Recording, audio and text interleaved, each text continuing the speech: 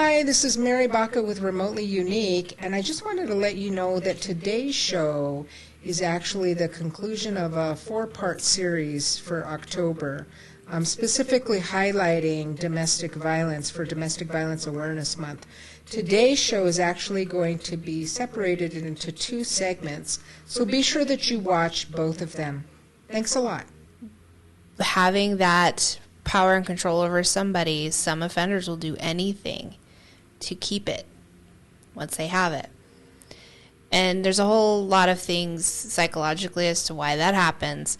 But the main thing is that some offenders will not allow for that power to be taken. Mm-hmm, mm-hmm.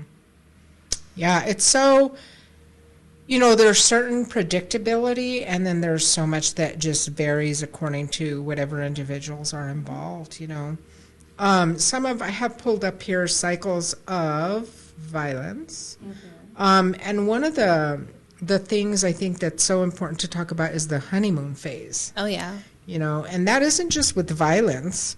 I mean, there's honeymoon phases in dysfunctional relationships where, so talk about that a little bit, what the honeymoon phase is, because it's powerful. It's the hook. Right. It is what hooks people. Yeah. So the honeymoon phase occurs right after a choice to use violence. So it's after the violent episode happens. So that could be I threatened somebody, physical, like psychological, emotional abuse kind of thing, or I physically hurt someone. Mm-hmm. In a relationship, right after that happens, the offender feels remorse a bit. They feel like, oh my gosh, stressors have happened and that's why I did it. Either offenders are choosing violence because that's what they've seen, or it is a dysregulation and ability to use healthy mechanisms to handle stress.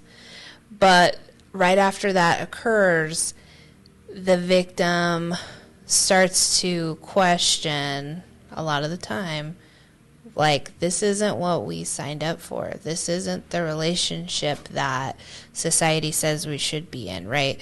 It's not the Disneyland idea anymore. And in that moment between the violent occurrence and the honeymoon phase itself, leaves this part where victims start to think about, is this in alignment with myself anymore? Right? Do I want to do this? And when the offender starts feeling that withdrawing from a victim, they will talk about what happened. I didn't mean to hit you. This happened.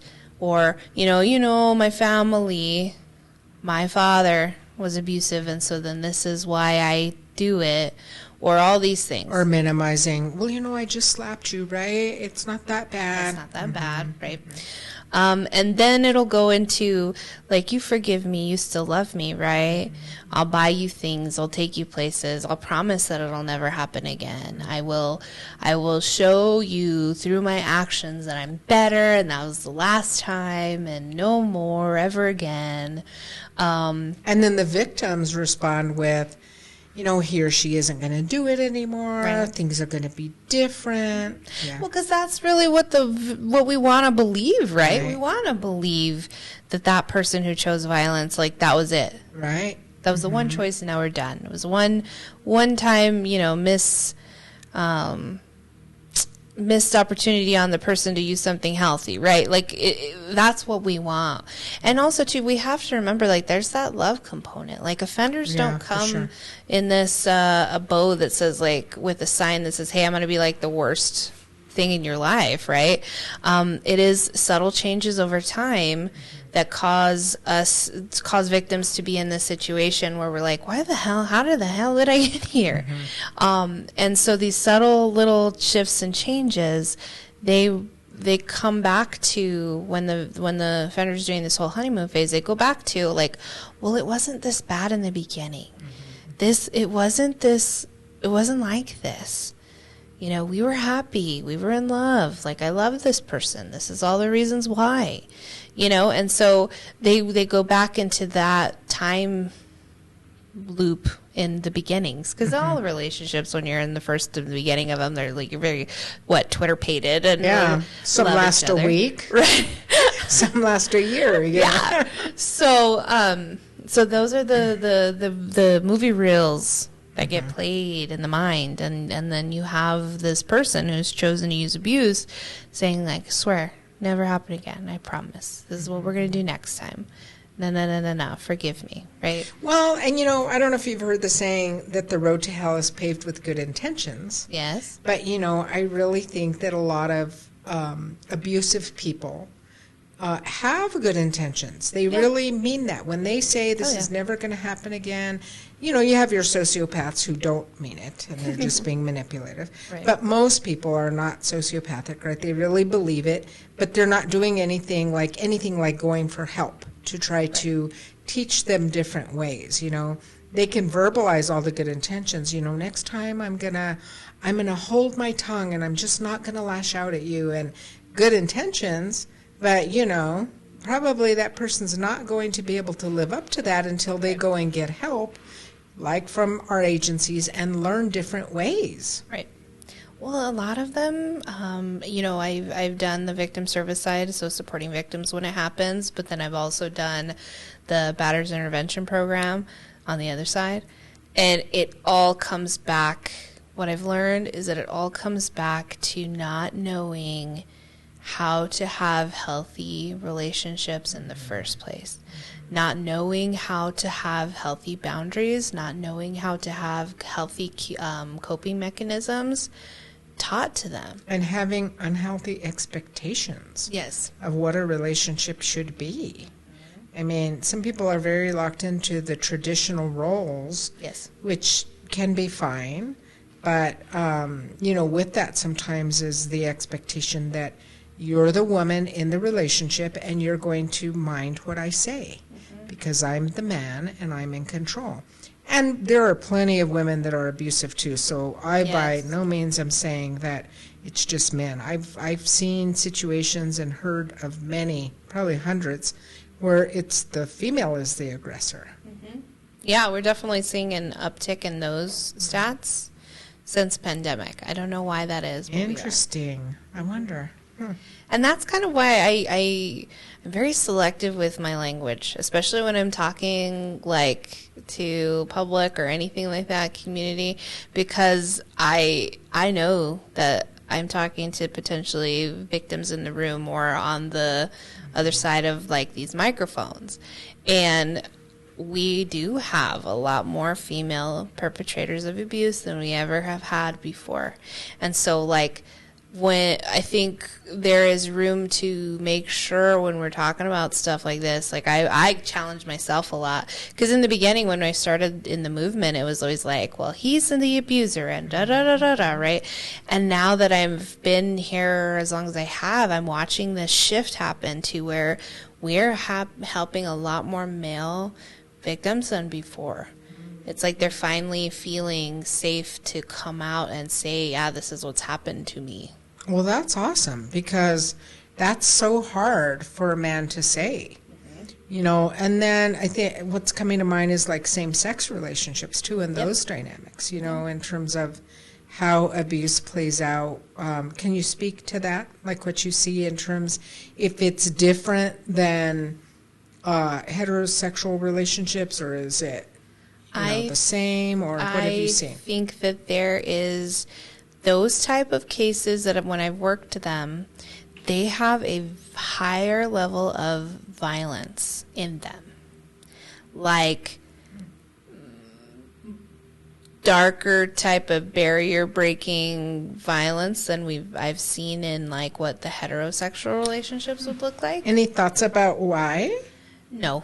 I don't know. I think I am a cisgender female, and I have no clue as to why that's happened. But the cases that I do see, I have seen a higher perpetrated level of violence. The other addition to that is that the system doesn't know how to react in those moments. Yes. Like, it's like, okay, so all of our gender norms are gone, and we don't know who the abuser is because you're both the same gender. Like, right? And then the system has this, like, malfunction. It's like, I don't understand. Yeah, like, I don't know what to do with this at all. Yeah. So what happens is a lot of the time is, like, a lack of response. It's just like, I don't know what to do with that. I'm going to go over here. Well, do you think that when women are the aggressor, that gets handled in the same way as when the man or a man is the aggressor? I don't know. I've seen it both ways. So, like, I have seen... kind of up to the discretion of the officer. Huh? I was going to say. So it kind of depends on who responds on scene in that moment, and also, too, takes with them what perceived beliefs, what they've been experiencing through their lives, and that's how they kind of respond in those cases. So I've seen some officers that respond with, well, there's a reason as to why she chose violence. Let me investigate that. Or the reverse of when you're thinking about a male perpetrator and they're like, wow, lock him up, right? We don't think about, like, what's the reason as to why the gentleman decided to choose violence, right? We don't innately think that way. Towards women, we have this, like, well, she's supposed to be nurturing. There's something wrong. What happened? And we don't think that way with males, right? And it goes across board. Sometimes we have officers who respond that are like, that's no way that a lady should act, and lock her up, right? So it depends on who's responding when you think that way. Yeah. I mean, I've seen situations, well, not seen them, but like heard of situations with clients and stuff, or people I know, where I'm like, that woman should have been locked up. Like, Yeah. she was the aggressor, she hit you. And I know police get into, like, they have to be, if there's no visible mark, you know, there's not a lot they can do. But, yeah, I've seen situations like that where I'm like, she should have been locked up. Like, I mean, it's not okay that she hit him, you know. Yeah, it's interesting. More softer with women sometimes. I think so, unfortunately, you know, and some women really play that up. Oh, yes. And, you know, manipulate the system. Yeah, you know, shed a few tears and, you know, it's crazy how that can happen. So let's talk about the tension part of the cycle of violence, you know, where people feel like, I know that I always listen for this with clients, is if a client says, well, I always feel like I have to walk on eggshells. That's a big red flag to there being potential abuse in the situation. So talk about that. Tension can come from anything. It can come from life experiences that the abusive person is experiencing and not knowing how to deal with it. So, like, take the pandemic, for instance. A bunch of people lost their jobs. They got furloughed. And that is a huge stressor on homes, right? Losing an income, not having any additional healthy ways of... And self-worth. Yes. Some people get their self-worth from work. Yes. Yeah. Mm-hmm. There can be, let's say, issues with kids parenting, you know, that they just don't have the emotional bandwidth with. And they just, you know, all these tensions of life stack up. But that person doesn't take the tensions of life and channel them into a healthy mechanism. Some people write, some people paint, some people write amazing books. They, you know, their life will hand you horrible situations at times. It's what you do with that situation and how you channel it in a healthy way that makes all the difference. And with people who have unhealthy coping mechanisms or in unhealthy relationships, they do not know how to take that and channel that into something good. And so these events stack up. It's kind of like pushing emotions into a bottle right inside and pushing them down, pushing them down. Stuff, until that bottle just pops and it's all over the place. Emotions all over the place. Yeah, that container can only hold so much, Some of the things that are under tension too is threats and intimidation. So, I mean, as the tension starts to mount, that's part of the cycle too, that eventually leads to whatever outward expression of the violence, whether it's verbal or physical. So talk about that, the lead up to. Yeah, so that bottle starts getting a little bit full, and it just feels like that cup is just overflowing, and it doesn't start as just like I'm stressed and then physical. It's like subtle comments that can happen. It could be put downs. It can be the actual starting to threat of violence, like if you XYZ, then this will happen, right? Or the other big one that we talk a lot about when tension starts to rise in this is also strangulation. And the root of the strangulation is usually to try to get the person to stop. I want to control them and stop what they're doing. Like with Gabby Petito. Yep. Mm-hmm. And so that is one of those, like, when I think about that intentions, that's what comes up in my mind is I want the world to stop. I want you to stop. I need this moment to stop. And then it's a choice that they get presented with. Am I going to perpetrate violence on this person? And it's a split-second choice, and it happens in an instant, and they react.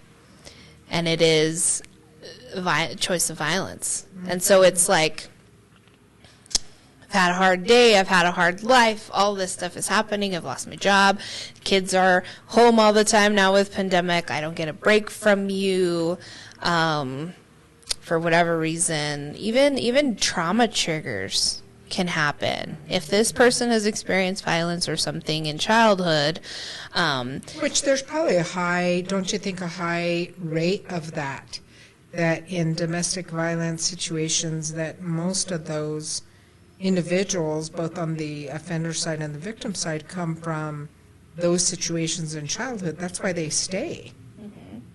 Well, because it's familiar, right? Like if and then the honeymoon is that hook. Yep. Mm-hmm. Well, but like what you said, to your point, it's like I really do believe that in that moment, they really do believe that they'll never do it again. Mm-hmm. They just don't have the coping mechanisms to stop. They don't have the ability to like look in the mirror and address all that trauma of whatever they've seen or experienced in order to choose something else. Or maybe the self-esteem. I mean, there's so many multi-layers to that, that keep a person locked in. I've had so many people say, why do I attract all these abusive people? And I'm like, you don't attract all these abusive people. You just don't leave it. Like, because when you start dating somebody, you really can tell if somebody has control issues. I mean, if you have your eyes open, like, you really can tell. But a lot of people are in denial about it. They minimize it, they bypass it. And so as time goes on, these situations escalate. And so I tell people, your thing is your tolerance level. Mm-hmm. Because somebody who's a victim obviously tolerates a lot. By the time that first action of abuse happens, they've tolerated, like, whether somebody even, I always give this example, like if an offender buys somebody clothes, it can look like, oh, look, he bought me all these clothes. Yeah, and he told you what he wants you to wear, and he told you, he went with you and picked them and had you try them on for him, and they have to have his approval. There's control, right. All of that, And so it's not that you just attract these people, but you didn't, I talk to them, when they're ready to hear this kind of stuff, right? You didn't realize that all of that was a sign. All of those are red flags. And you stayed. Right. And stayed and stayed. Well, and I think the root of that, and I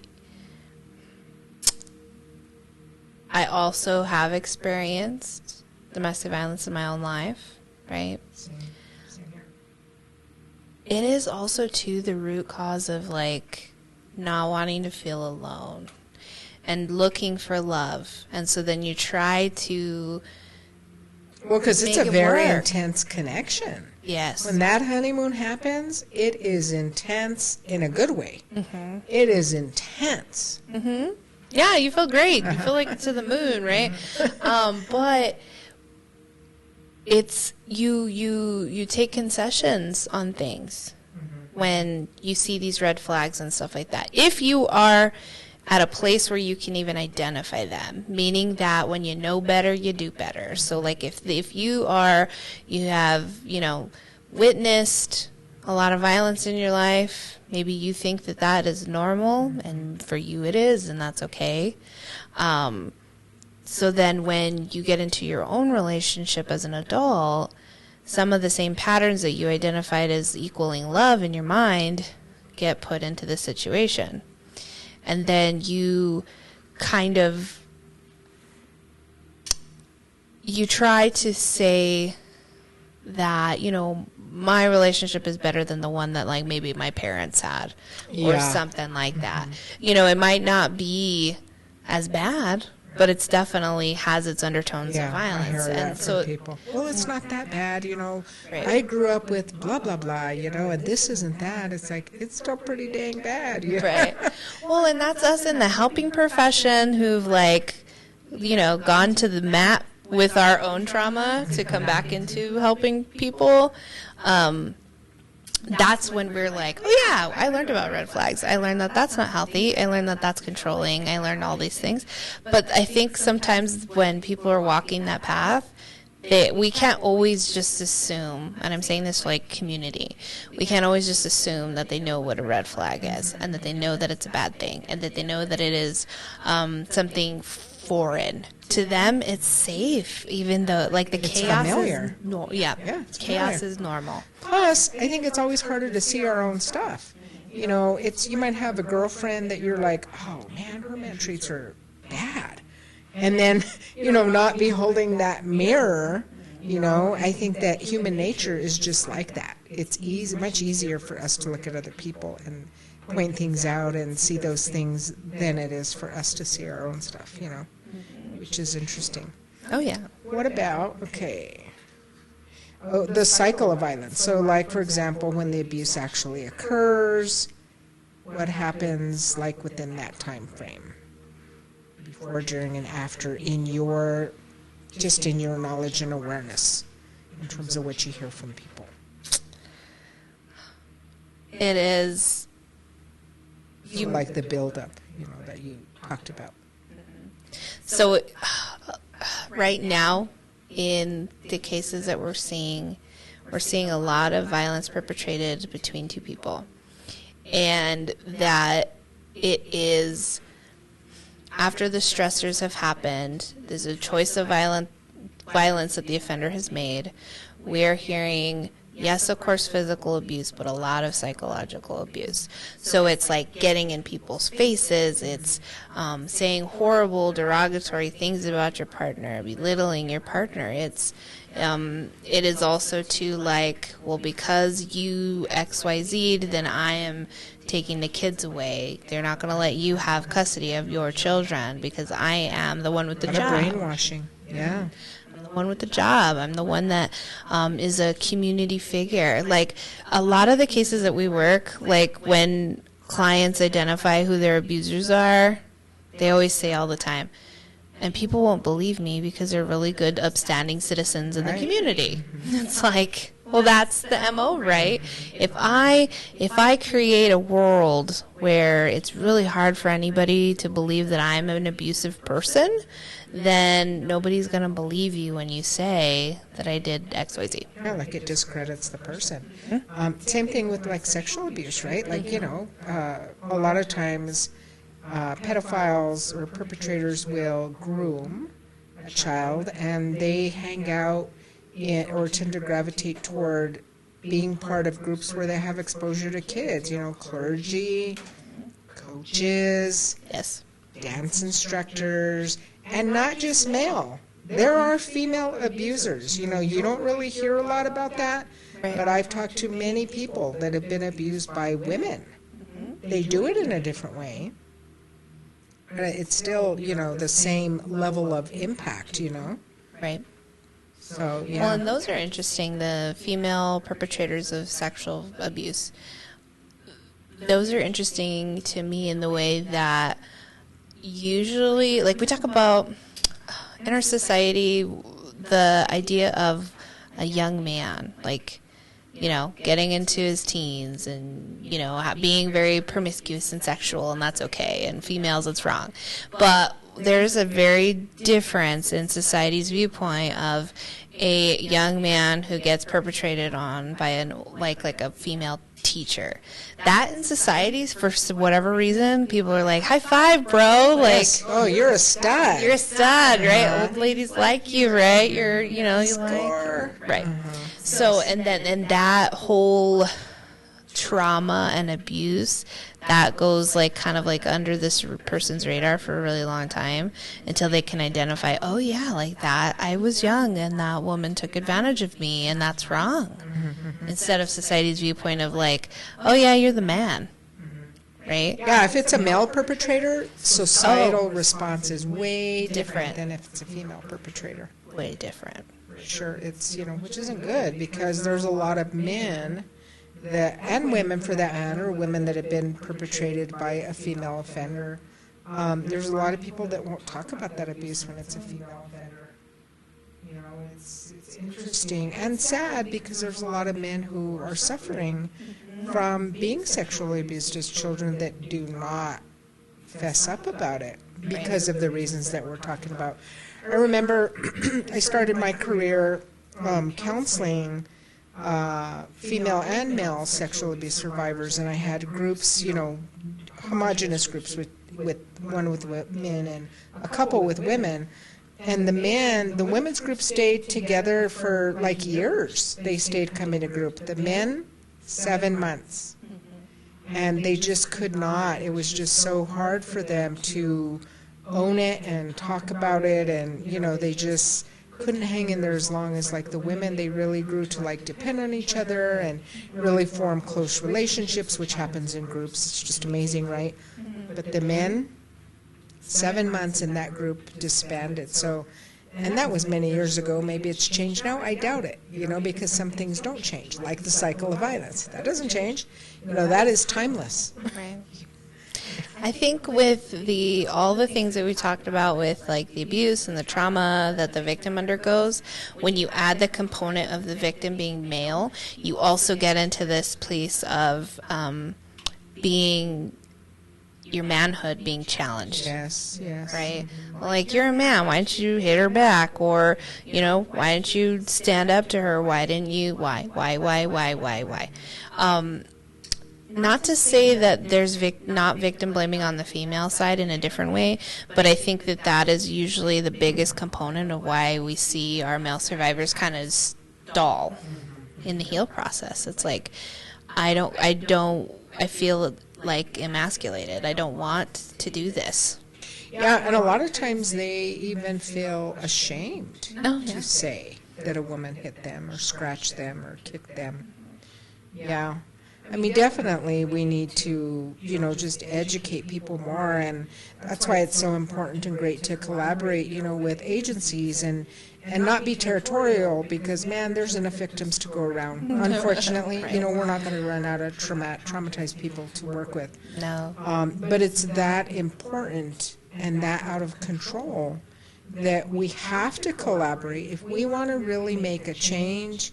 And, I feel, anyways, like we need to collaborate so we can cover more territory and support each other because it is tough. There's high burnout rate. And so can you talk about that? Why is there such high burnout rate, not just in counseling with counselors, but in these, really intense situations, like with domestic violence counselors and advocates and things like that? Right.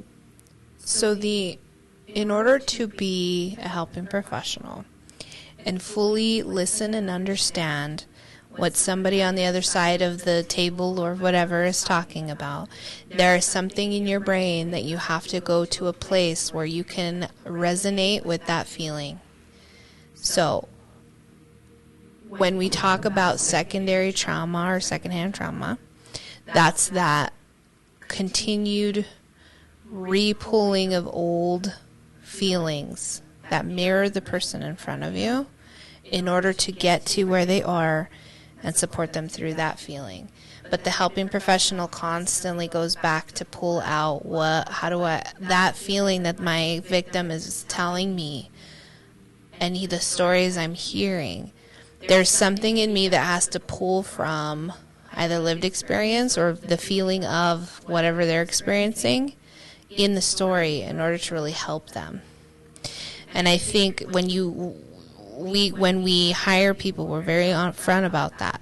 You're signing on to experience trauma yourself in one way or another. That's really important. Right? Sure. And in order to be good stewards, of our trauma, we have to employ healthy, safe mechanisms for ourselves. And that's why we talk about self-care all the time. But also to learning ourselves to know when you're feeling dysregulated.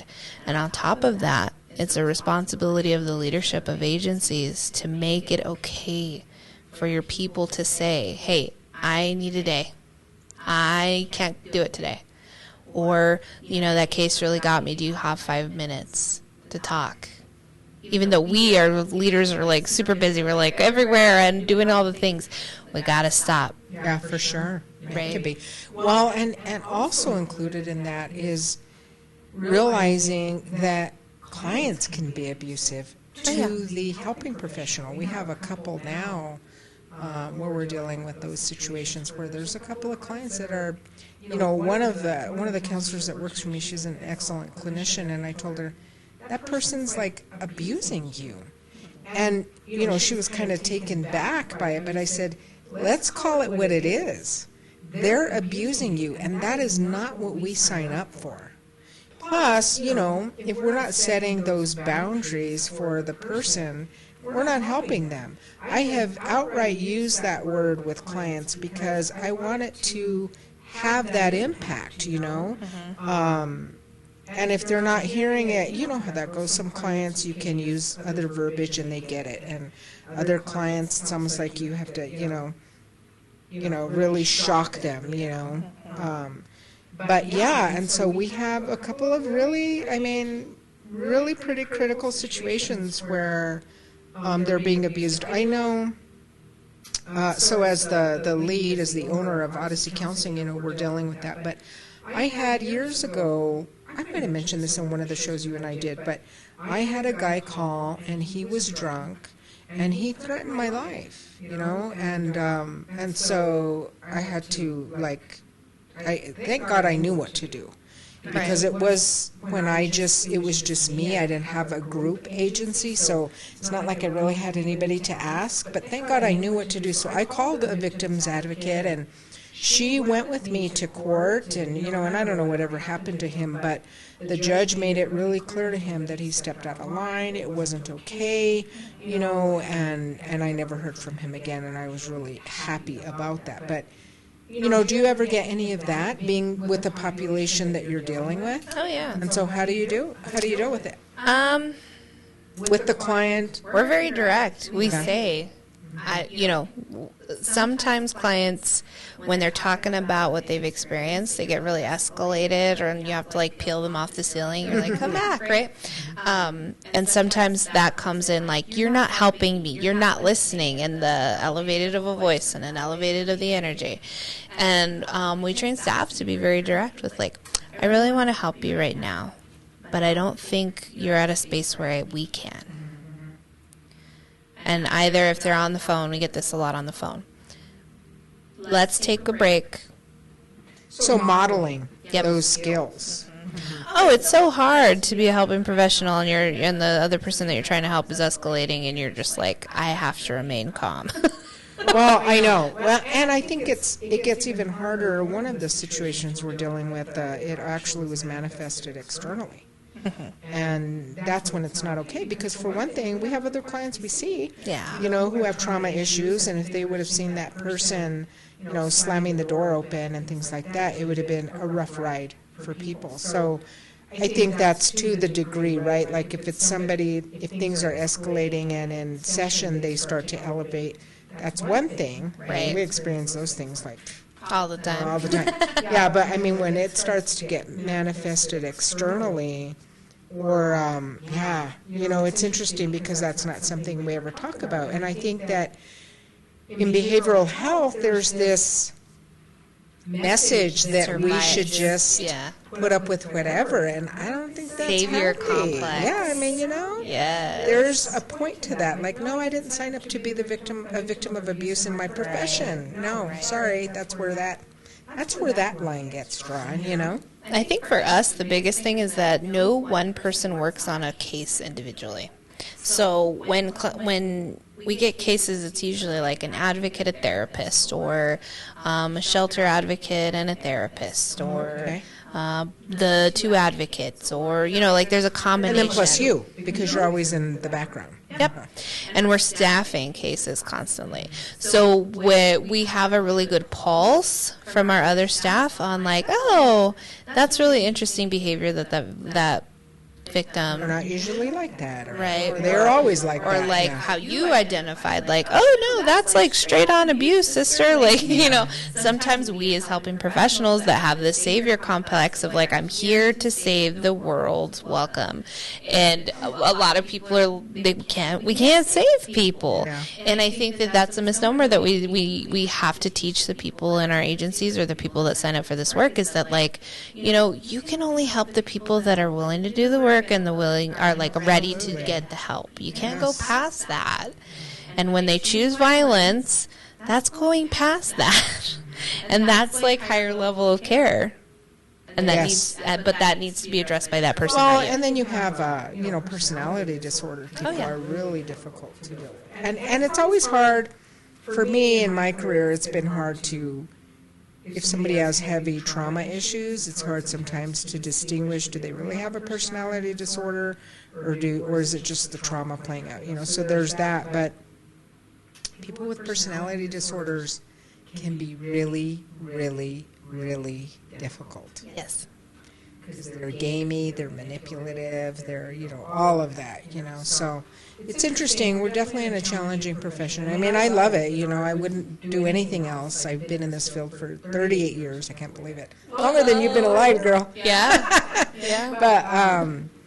But yeah, it's interesting. I wanted to mention that because you don't hear, well, one, because it's something that our agency is going through right now. I mean, one of our clinicians was in tears the other day, after dealing with the client. And it's like, and that's okay. Like, she's an excellent clinician as well. It's a different clinician, excellent. But man, it's like, well, we don't sign up for that. I'm like, it's not okay, It's super important for leadership to always have a pulse on that stuff, because we helping people will like kill ourselves to try to help somebody else, and you need fresh pair of eyes on cases to be like, wait, hold on, come back here, like that. You're working harder than they are, like, and that's not a good place. You're working harder than they are.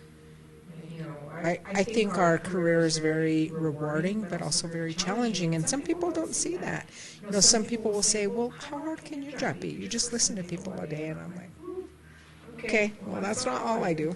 I sign up to take walks in people's brains. It's very scary. It's a very scary place. Very terrifying. Yeah, it's interesting. But in winding up Domestic Violence Awareness Month, what would you want to say to the public? What do you think is important for the public to know? I think I talked about it a little bit. That's been the message, I think, for today for me, is do not take a ruler to violence, meaning that people can experience physical, yes, but there's also many other types of violence. And so if someone is disclosing that they have experienced violence, then that is what it is. Don't question it. There's no type of victim. There's no type of abuse mainly. There's no, like, that's all misnomer. And any outcry for help is something that is to not be taken lightly. Mm-hmm. The main thing that you can do is to listen. That's it. Very simple. Let me listen to you who have trusted me to say this. That's therapeutic in itself. Definitely. And after that, let me help you find the people that might be the professionals in the field to help you. And you can do that when you're ready. Does not mean I have an expectation once you've disclosed to me as your friend that you have called the agency like the next day. It's a healing process, right? And the other big one that I like to talk to community about is that this is cyclical. We talked about it, but it happens on average about like 7 times before somebody is like, I am done with this life. And sometimes more than that. Yeah. So, every time, this is what the hard part in our self is.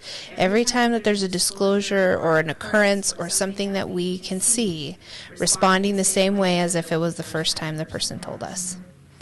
Because when they do this over and over and over, people around them start to stop caring. Yeah, well, I think that... they just get burnt out, I think, on listening and feeling like the victim. I mean, people will even say things like, well, she must like it. She doesn't leave it. And it's not that at all, No. It's not that she likes it. There's all kinds of reasons like the ones we've talked about today that prevent somebody from leaving a situation. It's not easy. It's not easy to leave a domestic violence situation for all kinds of reasons. Sometimes the family, there's so many things. But, well, thank you so much for coming on. I really, really appreciate it. And, we'll keep continuing to advocate and bring light and awareness to this topic. And it's just so important. Like, I almost feel like we just cannot forget to keep working at it. I mean, that's why there's grants, because it is such a big problem. Yes, and Domestic Violence Awareness Month is the month. However, DV is all the time. Yeah, I know. Yeah, it doesn't discriminate. No, Christmas is once a year. Domestic violence is not just all once the time. a year. And it's a kind of scary world. However, it is super important, and your podcast goes far beyond New Mexico. So, like, if you identify that there's somebody in your community or somebody who's disclosed to you, please reach out to your local nonprofit. And give your number, because they can reach out to you. Oh, yeah. I mean, you can help them find help in their area. Yep. So your name is Stephanie Villalobos. Yes, it is. Soon to change. Yep. And our hotline number is 864-1383. And an advocate, 505? 505, sorry. And an advocate has been answering that line for over 30 years and will continue to do so. Yeah. So they're there. Yeah, and then with the holidays, too, coming up, there's a lot that goes on during the holidays. So, so thank you so much, everybody, being present for this important topic. And please let any of us know if you want to get a hold of me. You can do so at 505-315-7397. Mary Baca. You can find this segment of our show on remotely-unique.com, which is our website. You can find us on YouTube channel, Remotely Unique, on Spotify, iTunes, and Amazon. So you have a wonderful afternoon. Goodbye for now. Be good to yourself and each other.